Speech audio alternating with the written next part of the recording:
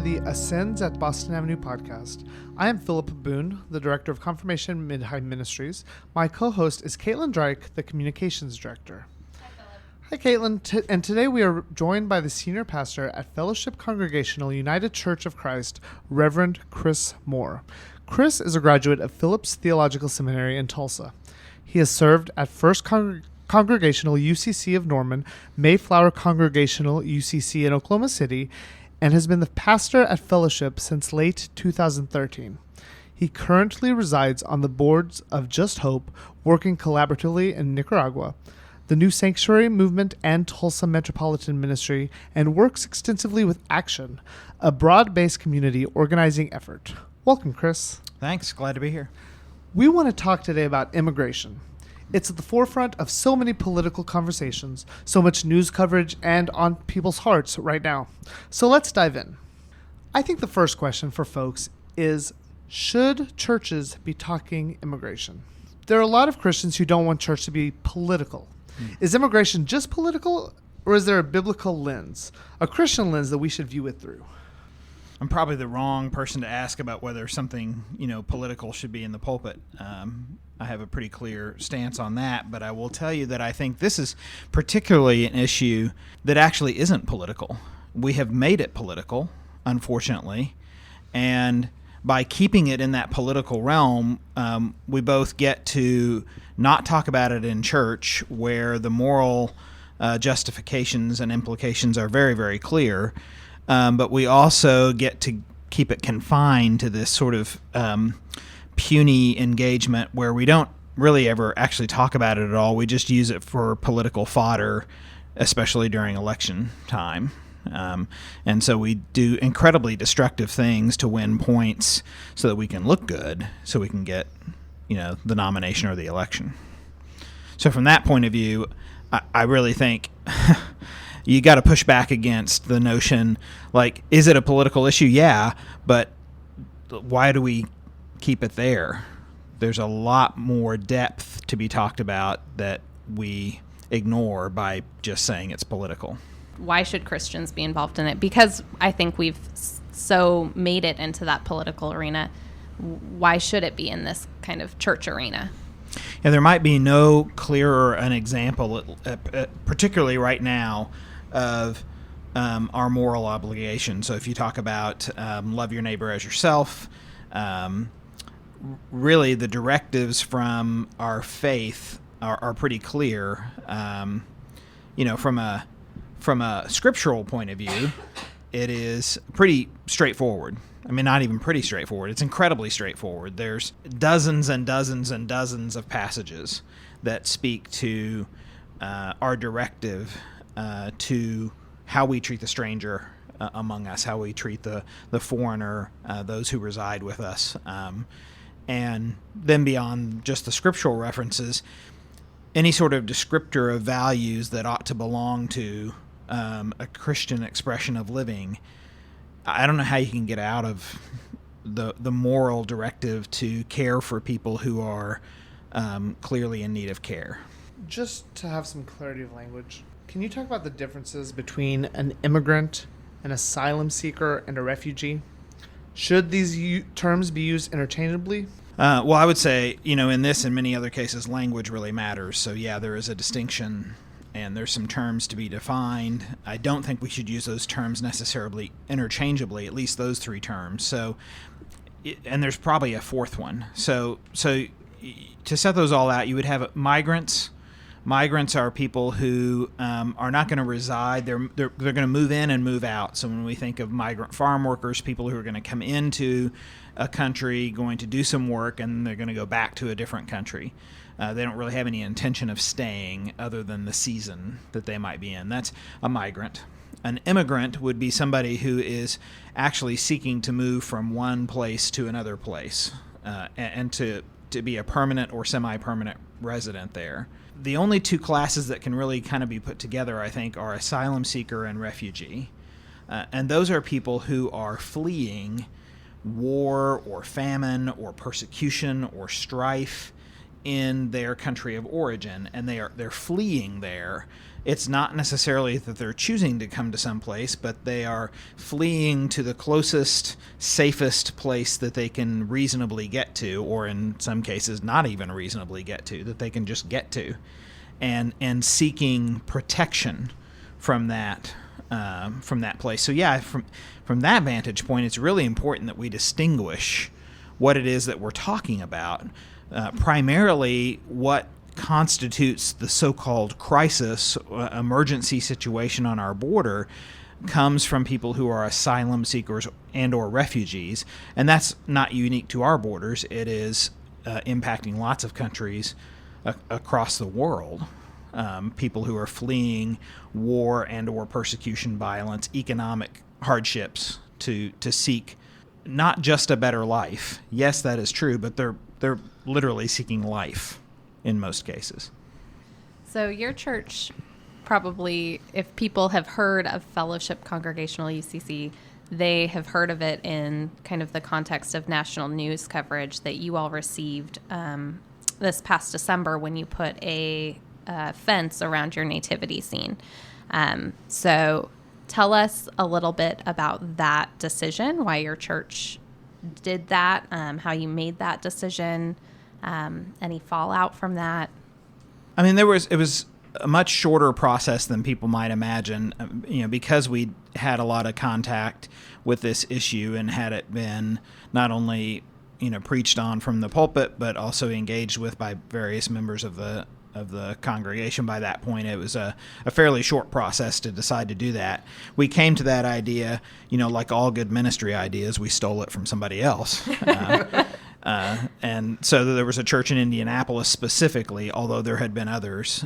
There was an Episcopal church in Indianapolis that had done this and received some notoriety for that. And so, we knew that it would be a slightly different thing because here we are in Tulsa, here we are in the buckle of the Bible Belt, as they say. And so we thought that, we expected that there would be some pushback. And frankly, there wasn't as much as you might think. We have the normal people who call the church at 2:00 in the morning and leave their message so that they're sure to call when nobody's going to actually be there and pick up, so that they can kind of rant and rave. And we had some posts on the website, but for every one negative, we really did have about 2 positives. So it was received much differently than we thought it would be received. And I would assume that the fallout, all of the fallout or the majority of it, came from outside your church. From people calling it did. in. Yeah. Well, we didn't do that, so I didn't do that on my own. We, in that congregational tradition, we have to have some sort of decision-making process about that. And I really, as the senior minister, it's a great title, but I have very little power really. So everything gets kind of processed through that church, through the council in this case, who was 100% behind it. And, we had good coverage, but, I'll just tell you that I have a real love-hate relationship with media coverage anyway, and there was really only a couple of outlets that did anything of any depth, and beyond that it was the shock value kind of thing. And frankly, we didn't even publicize, so we put it out there. We didn't make a big, it was local news driving by and seeing it, and they came in and kind of pursued us. We didn't call a press release or do anything like that, and really had no intention to do that. So. And you said that this was not a hard decision for your congregation because they had already been doing a lot of work on this issue. It had already been preached from the pulpit. What work has your church been doing around immigration? What are some of the actions that you all have taken, or missions or ministry that you've done around this? So we've had, there's been lots of preaching about it, and then there's been lots of engagement from even in a Bible study, adult class kind of perspective. We've then had some more really direct kind of involvement in our participation in the New Sanctuary Network movement around town. And from that, a couple of members who have actually done some real tangible, whether that's waiting outside David L. Moss here downtown to take care of people who were being released literally at midnight with nothing but the clothes on their backs, and being there to help transport them to bus station or airport or even to a hotel, some financial contributions to that effort, donation of clothes, of needed supplies and things like that. And then we had a congregant who took someone in, and that asylum seeker stayed with her for several weeks before he went off out east to family that he had out east. She's still in touch with him, with Moises, and we still have some contact back and forth. And this is a person who spoke no Spanish. This was, Google Translate to the rescue, right? And so and that doesn't always work out so well.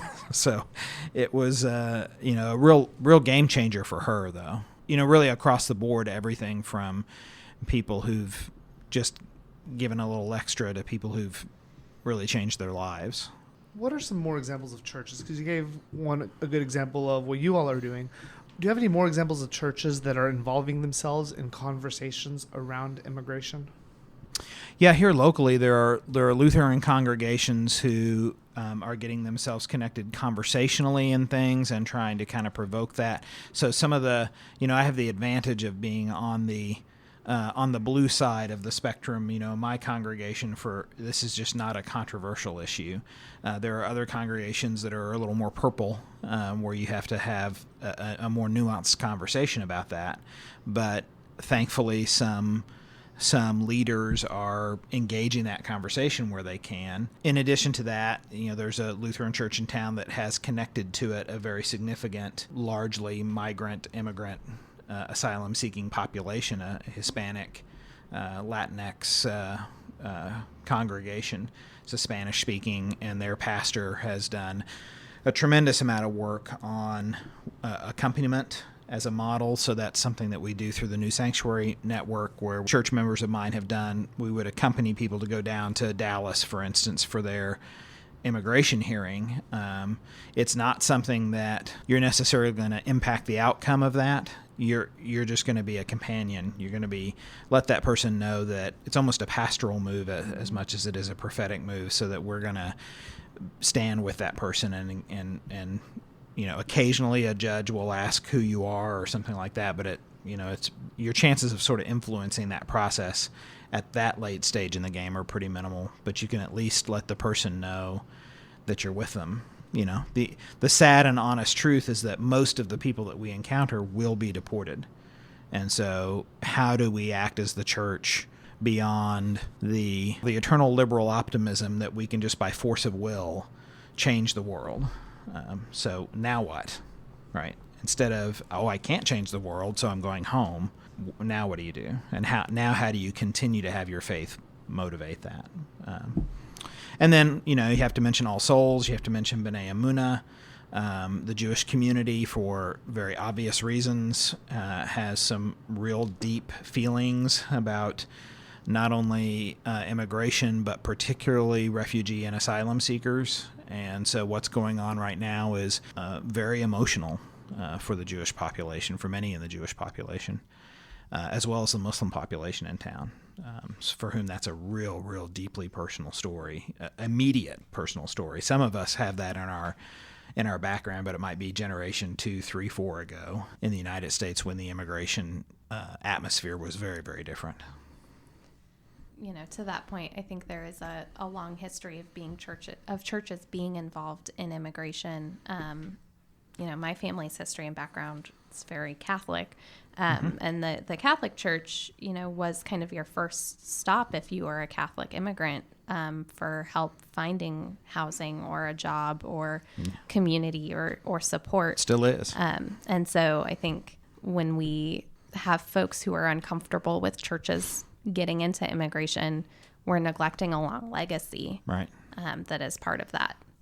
Yeah, that's an untold part of that, what other churches are doing. I mean, the Catholic community has a variety of reactions to that. I mean, everybody wants to sort of always say Catholics are monolithic about things, and that's not true at all. But Catholic Charities has a huge role to play in impacting a lot of people's lives, and as you might expect, lots of people that we get particularly from Central America and even South America, have a Catholic background to them, so they may get connected to a community here. So particular parishes within the diocese are helping in the ways that they can help. You mentioned an adult education kind of Sunday school lesson study that was done. Do you have resources or suggestions for groups that are wanting to just learn more, particularly in Tulsa, but just generally to learn more about what's going on or what they could do or what maybe we're being called to do? Well, I would say if you are involved in a denomination at all, I realize this is not the hip and cool thing to say right now, but if you're involved in a denomination, I don't know of a Protestant mainstream denomination that does not have their own curriculum about welcoming the stranger and immigration and that sort of thing. So looking internally, so you could do something out of your own tradition. Hopefully that's done well so that they provoke things in your own tradition. Beyond that, Sojourners has a great list of adult education work. I would tout the Justice and Witness Ministries of the United Church of Christ, which has some significant and good information. And there's just a variety of things out there. But as far as faith-based things, that's probably where I would send people. If an individual is listening who wants to do something but doesn't see their church taking any action, what can they do? What can they encourage their church to do? And what is something that regular people can do to help? One of the challenges with this is trying to figure out how to talk about this as an issue without succumbing to the puny political language that's out there, and engaging, trying to convince people this. I'm really not talking about this from a Democratic or Republican point of view. I'm really talking about this from a human point of view. And you might be surprised how people do actually want to talk about that once you sort of disarm that component and say, look, it's something as simple as saying, well, we all agree that there have to be some immigration laws, and what we're doing right now is not really working, or giving in to somebody's assertion that Congress needs to fix this, so that you can actually move past that and have a deeper conversation about something. Because the tender spot, I think, for everybody is the moral implication of this. And so we don't want to go there, right? So let's touch all around the Band-Aid, but not actually on that wound, because I think people understand how far removed we are. They understand that at some level, how far removed we are from our own sort of witness. I think it's, frankly, it's part of a deeper sickness that Christianity has to own up to, which has really, especially over the last, certainly in the last century, has sold its soul, frankly, to a sort of a nationalism that masks a lot of our Christian tradition and a lot of our ethos and our morality that ought to be front and center. We have been able to sort of set aside in favor of an American, idealism, or really this myth of American exceptionalism that does some real damage to our call as Christians to see beyond, to be in this world but not of it. I feel like a lot of people, when they talk about immigration, they think of it as its own separate thing. They think of immigration not as these are human beings. Right. They think of it as a political issue. Right. And not, oh, that's a father trying to save their child. Right. Or that's a mother who cares deeply for her family and is trying to come to a better place. And they're not. A lot of people aren't putting faces to the issue. Well, that's dangerous. I mean, you understand, how much easier it is to be in category A rather than in category. If it's category A and it's political, then that's part of the weakness of our political dialogue, is that we don't actually ever have any dialogue. We just hurl rocks at each, and we're sitting through a whole day of it today in these hearings in which you switch from Republican to Democrat, and the line of questioning, the assumptions made, the definition of terms, the acceptance of truth, with quotations marks around it, is totally different when you get from one questioner to the next. And that's in part because we have this inability, we just don't talk to each other across those things, and we fail to humanize that stuff. because humanizing it means we're going to have to act differently and think differently about what we do. And Christianity, by and large, frankly, has become something, it's a system of beliefs. It's not a system of action. It's a system that corresponds to what we think about Jesus, not what Jesus did, and what we are then concurrently to do.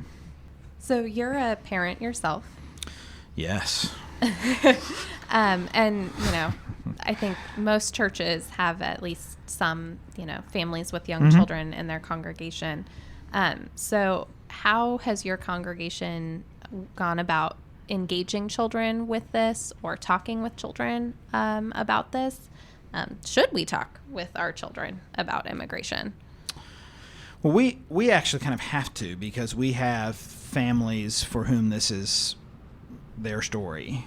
So we have a now single parent raising a couple of kids because the other parent has been deported. And so how do you have that conversation? And how do you have that conversation with children who actually know the story better than you do? It's not a theory to them. It's not something that they have to extrapolate anything. This is their life. And so we probably almost always as adults do a disservice to what our children are capable of understanding and talking about. So there are, again, resources out there. It depends on the age, of course, varies widely on the age. For our younger kids, most of our stuff is centered on talking to them about kindness and care and loving and just the general terms like that. As they get older, then there's a chance to really introduce the sort of sense of what does that really look like. So for our middle school and higher kids, we are using some curriculum it's a UCC specific, and it just doesn't avoid those issues. It includes them as part of the regular conversation about things. Do you have anything that you would like to add to this conversation that you would like our listeners to know? Yeah, I would say that if they do, I would imagine the vast majority of people are at least in a situation in which their church is not 100% in the same place on this issue. One of the things they can do is to get involved in organizations outside of their church. So, I would encourage people to look at the New Sanctuary Network, Tulsa. That's part of a larger national effort, so they do need to be Tulsa specific about that and see how there's lots of information on the website and on the Facebook page about how they might get involved. I think specifically for us in Tulsa right now, the major issue that we're dealing with is 287G, and 287G is the cooperation, the contract that our local sheriff has here in Tulsa County with ICE, with Immigration and Customs Enforcement, and that allows sheriff deputies to be deputized as ICE agents, and they can go out and they cooperate pretty heavily with ICE. New Sanctuary makes a couple of assertions, and we're not alone. There's a larger coalition in 287G coalition that made up of a lot of groups, and our assertions are the same, that participation actually makes us less safe, not more safe. And it makes us less safe because there's a good section of our community now whose immigration status is all across the board. There are people who are documented, people who are undocumented, but most of the time, people who are documented have folks in their family who are not documented.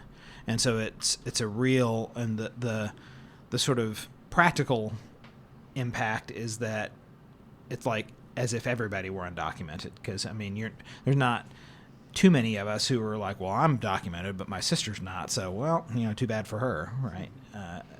That's a direct personal attack. So for those families, law enforcement's participation in that, regardless of their language around that, we're only getting, quote unquote, the bad guys, or we're only, that's just not reality, for one thing.